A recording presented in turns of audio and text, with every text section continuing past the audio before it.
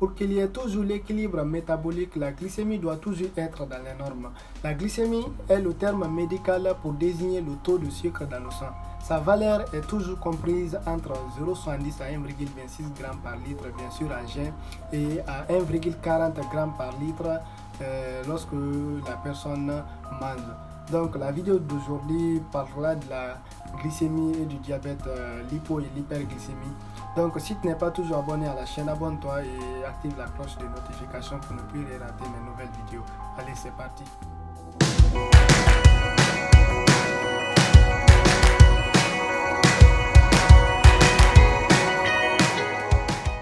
La glycémie est la concentration de glucose dans le sang. Le glucose présent dans la circulation sanguine entre dans les cellules où il sert à la production de l'énergie.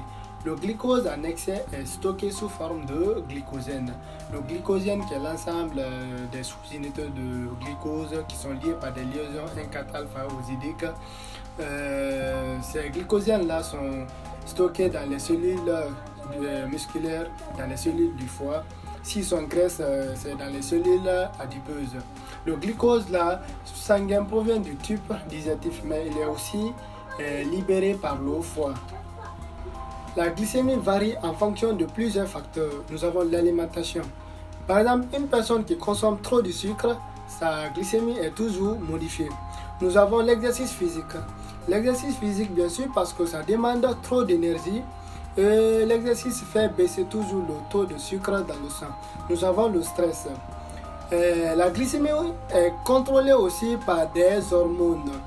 Par exemple, si une personne finit de consommer un aliment qui est trop riche en glucides, le complexe hypothalamo-hypophysaire ordonne la production de l'insuline qui viendra régler la quantité de sucre qui est déversée dans le sang. Et l'insuline là est produite par le pancréas. L'insuline se fixe sur les récepteurs membraneux des cellules cibles, ce qui favorise l'entrée du glucose dans les cellules et donc la baisse de la glycémie. L'insuline est donc une hormone hypoglycémiante. Inversement, quand l'organisme est en état de jeûne, la glycémie est basse. Dans ce cas, le glucagon intervient. Cette hormone hyperglycémiante fait monter la glycémie. Des réserves de glycogène sont mobilisées pour libérer du glucose dans le sang. Une glycémie normale à jeûne se situe toujours entre 0,70 à 1,26 g de litre de sang. En dessous de 0,6 g de litre de sang, il s'agit d'hypoglycémie.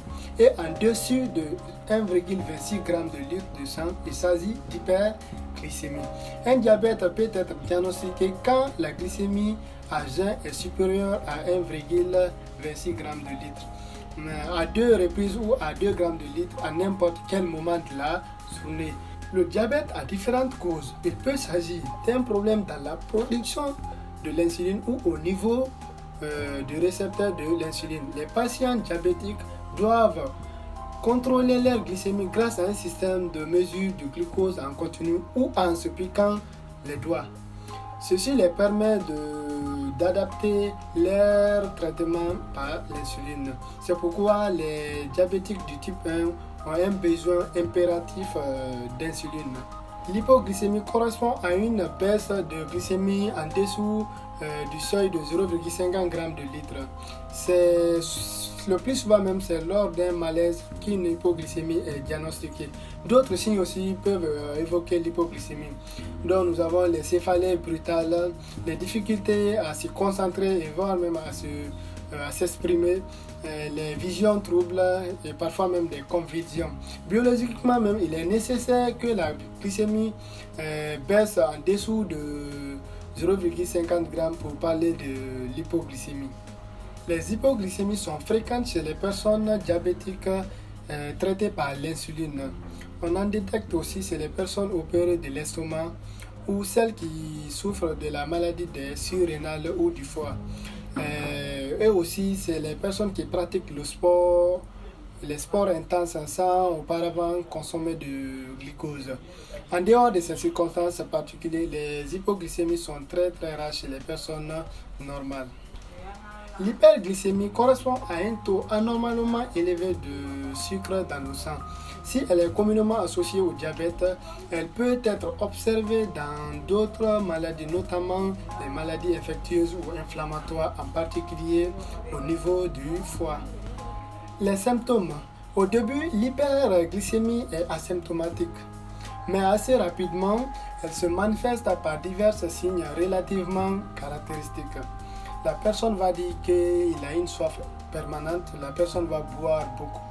Il y aura une langue sèche, des urines abondantes qui engendrent même une fatigue importante ainsi qu'une perte de poids malgré un appétit intact.